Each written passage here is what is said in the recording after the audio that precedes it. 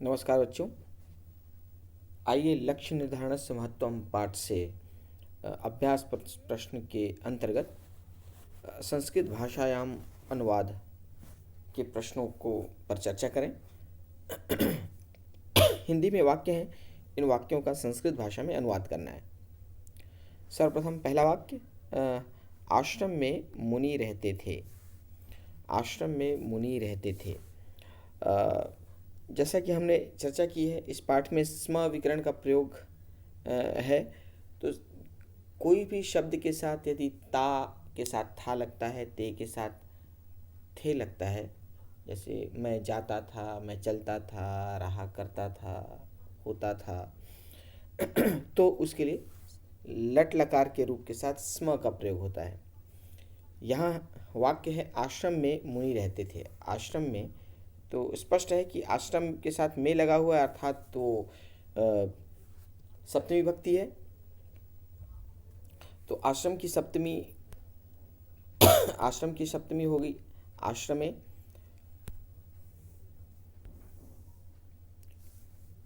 मुनि मतलब कई मुनि, तो मुनि का बहुवचन मुनि मुनि मुनयः। रहते थे, कई मुनि हैं, इसीलिए वसंती लट लकार करो वसंती, और ते थे है इसलिए स्म। तो वाक्य बना आश्रमे मुनयः वसंती स्म। आश्रमे मुनयः वसंती स्म। अगला वाक्य, संपूर्ण पृथ्वी एक परिवार है। संपूर्ण पृथ्वी एक परिवार है। तो किसी भी वाक्य में कर्ता को ज्ञात करने का एक सामान्य सा नियम है कि आप उसके साथ कौन लगाइए, तो वाक्य का कर्ता क्या है ये पता चल जाता है। तो परिवार है, तो कौन परिवार है? पृथ्वी परिवार है। और पृथ्वी कैसी पृथ्वी? संपूर्ण पृथ्वी यानी पूरी पृथ्वी, अर्थात कर्ता यहाँ पे पृथ्वी है और पृथ्वी का विशेषण है संपूर्ण। तो पृथ्वी यदि स्त्रीलिंग में है तो संपूर्ण भी स्त्रीलिंग में होगा। ये दोनों मिलाकर बना कर्ता। तो संपूर्ण पृथ्वी का हो गया रूप संपूर्णा पृथ्वी। संपूर्णा इसलिए क्योंकि पृथ्वी स्त्रीलिंग है, इसलिए संपूर्ण का संपूर्णा हो गया स्त्रीलिंग का रूप। तो संपूर्णा पृथ्वी।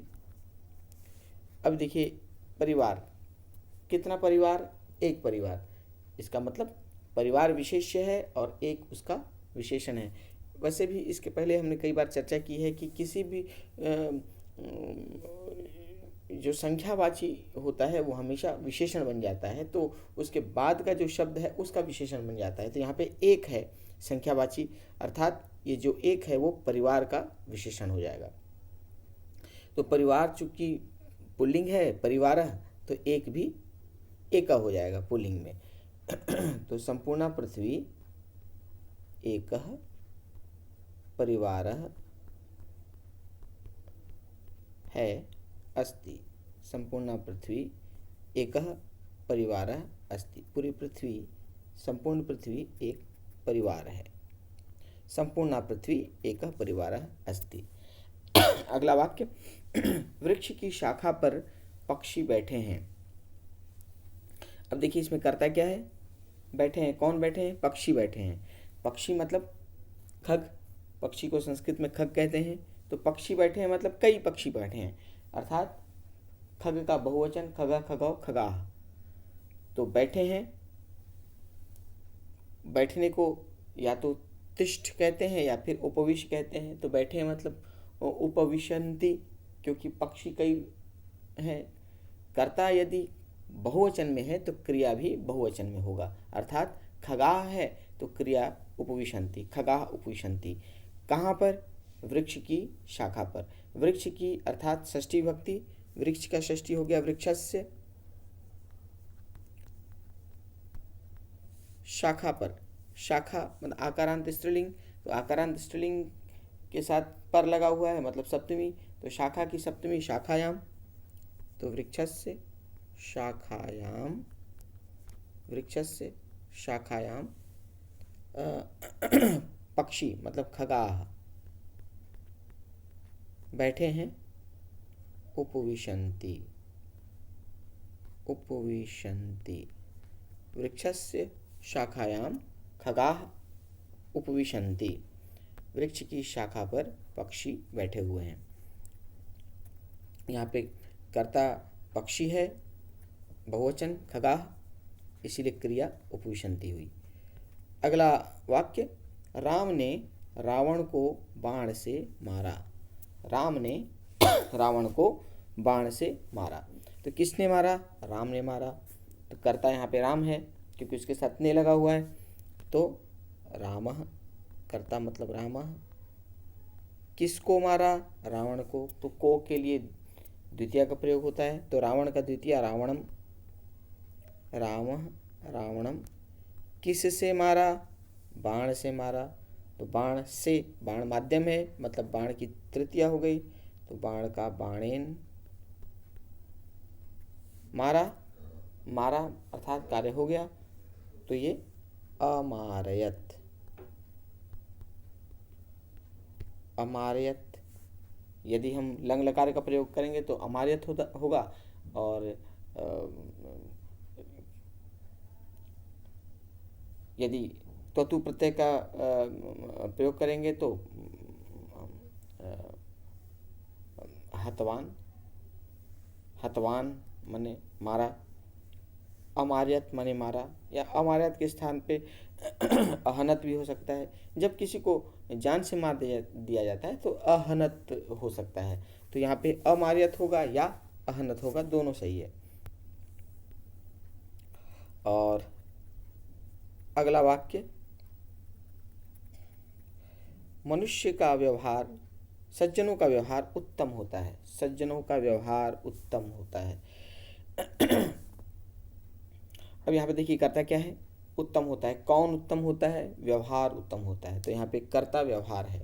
किसका? सज्जनों का।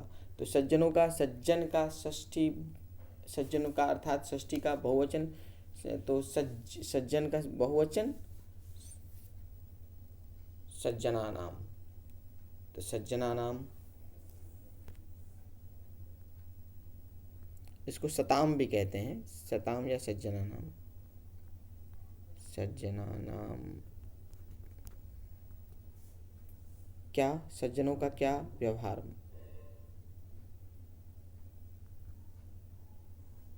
व्यवहार है।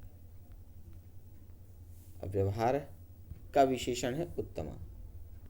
तो उत्तम होता है भवति। सज्जना नाम व्यवहार उत्तम भवति।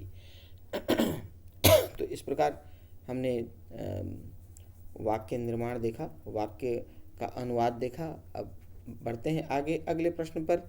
अगला प्रश्न क्रियाकलाप, और क्रियाकलाप के अंतर्गत चित्र को देखकर मंजूषा की सहायता से गुरु भक्त एकलव्य इस विषय पर संस्कृत में 5 वाक्य लिखे। ये चित्र वर्णन है। ये एक चित्र दिया हुआ है, उस चित्र को देखकर 5 वाक्य का निर्माण करना है, और मंजूषा के में कुछ शब्द दिए हुए हैं, उन शब्दों की सहायता ली जा सकती है। तो क्या दिख रहा है? गुरु की प्रतिमा दिख रही है, गुरु की प्रतिमा है, और बालक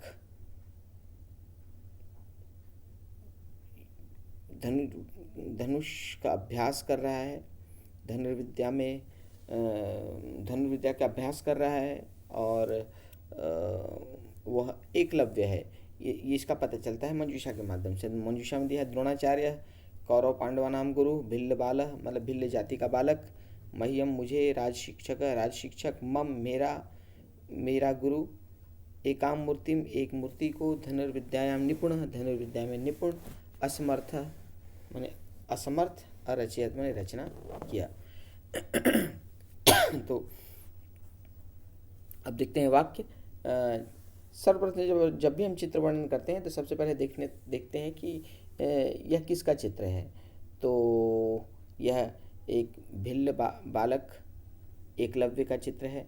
तो वाक्य बन गया चित्र, चित्र नपुंसकलिंग है इसीलिए इदम हो जाएगा। इदम चित्रम एक भिल्ल बालक एकः भिल्ल बालकस्य एकलव्यस्य अस्ति। या इसमें दो वाक्य बनाया जा सकता है। यह चित्र इदम चित्रम एकस्य भिल्ल बालकस्य अस्ति। और दूसरा वाक्य होगा अस्य नाम एकलव्य। ठीक है। अगला वाक्य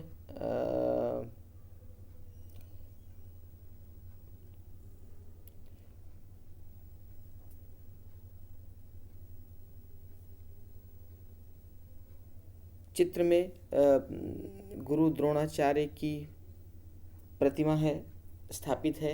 चित्र दिख रही है, प्रतिमा स्टेच्यू दिख रहा है गुरु द्रोणाचार्य का। तो गुरु द्रोणाचार्य से अत्र गुरु द्रोणाचार्य से प्रतिमा अस्ति। यहाँ गुरु द्रोणाचार्य की प्रतिमा है। अत्र गुरु द्रोणाचार्य से प्रतिमा अस्ति, ये तीसरा वाक्य हो गया। अब द्रोणाचार्य कौरव पांडवों के गुरु थे, तो द्रोणाचार्य कौरवों के कौरवानाम पांडवों के पांडवानाम च। और तो द्रोणाचार्य कौरवानाम पांडवानाम च गुरु आसीत्।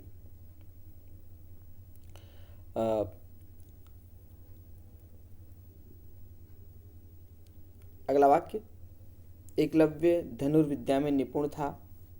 तो एकलव्य धनुर्विद्या में, धनुर्विद्यायाम निपुण ये दिया हुआ है मंजूषा में, इसका प्रयोग कर सकते हैं।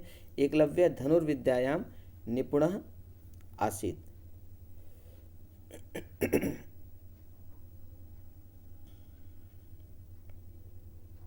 ये हो सकता है। और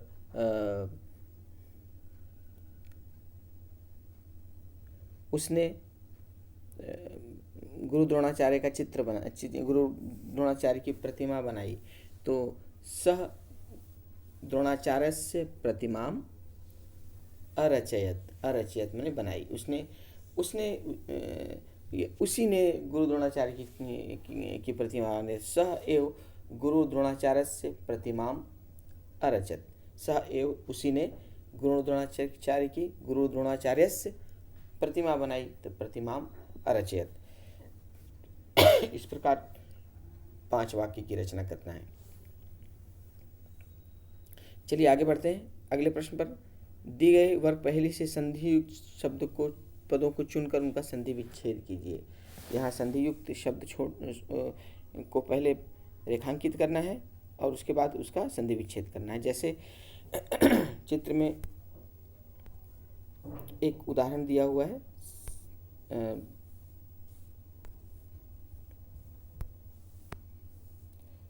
सदानंद। ये एक सदानंद है, तो सदानंद का संधि विच्छेद हो गया सदा आनंद। तो सदा के साथ आनंद मिलकर बना सदानंद। उसी प्रकार अन्य दूसरे शब्द चुनने हैं, उसके बाद उसका विच्छेद करना है। तो सर्वप्रथम हम शब्द ढूंढ लें। दूसरी लाइन में सुरेंद्र है, तो ये एक संधियुक्त शब्द है। तीसरी लाइन में हरीशा है, ये भी संधियुक्त शब्द है। चौथी लाइन में कुछ भी नहीं है। पांचवी लाइन में भी, हाँ, पांचवी लाइन में परोपकार है और छठवीं लाइन में महौषध है।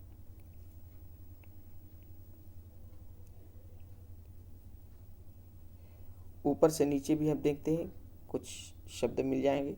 पहली लाइन में कुछ नहीं है, दूसरे में भी कुछ नहीं है, तीसरे में एक है नरेश,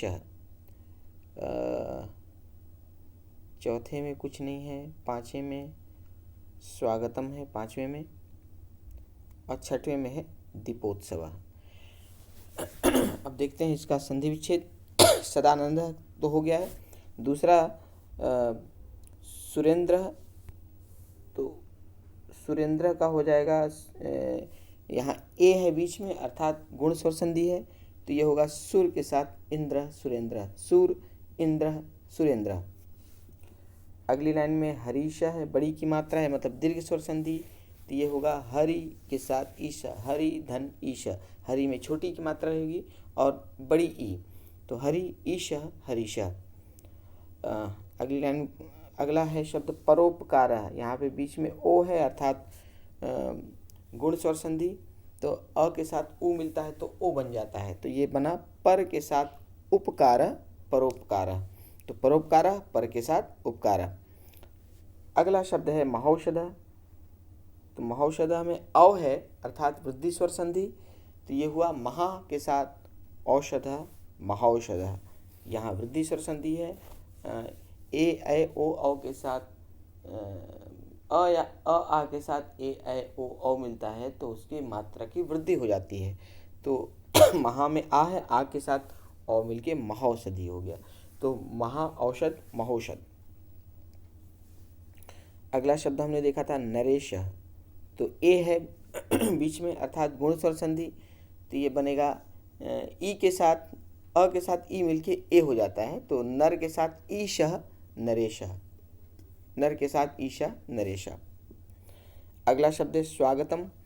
बीच में वह है अर्थात ई या ऊ के साथ भिन्न स्वर जुड़ता है, तो ई का य और ऊ का व हो जाता है, तो स्वागतम में वह है तो ऊ का व हो जाएगा, तो सु के साथ आगतम स्वागतम, सु आगतम स्वागतम।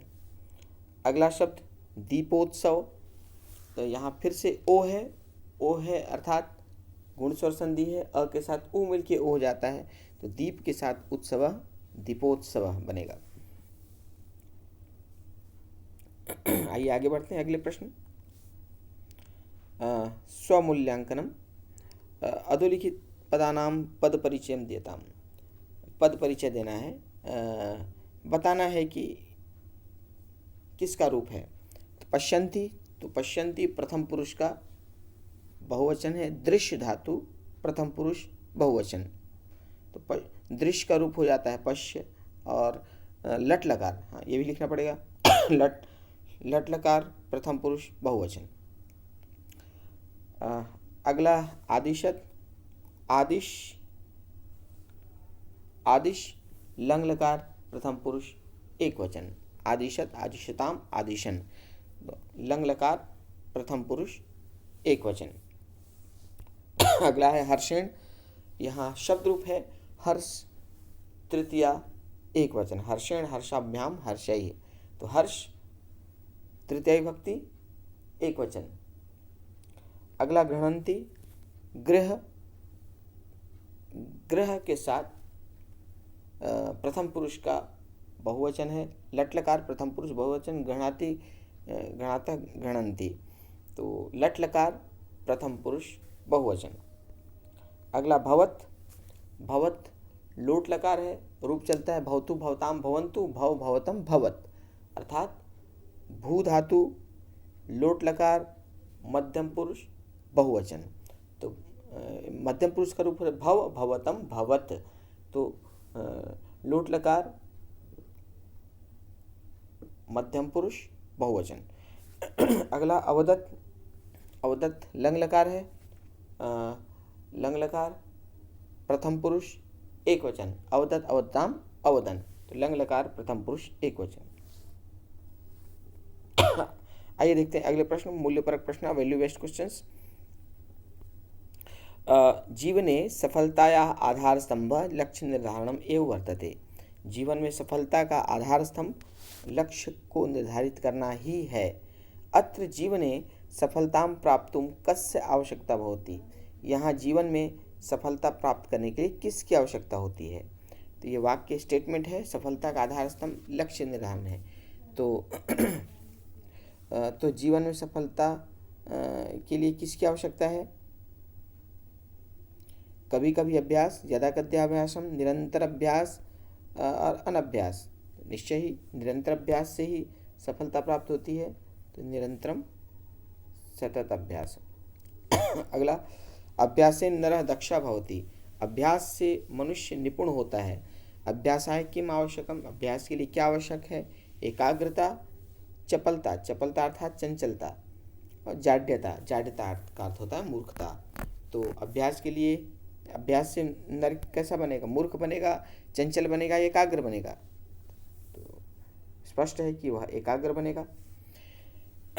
तुम मनोयोगेन एकाम रंगोलिकाम रचयसि, तुम मन लगाकर एक रंगोली बना रही हो। तव अनुजा आगत रंगोलिकाम नाशयति, तुम्हारी छोटी बहन आकर रंगोली को नष्ट कर देती है। तुम किम करिष्यसि, तुम क्या करोगी? अनुजाय क्रोधस्यति, छोटी बहन पर क्रोध करोगी।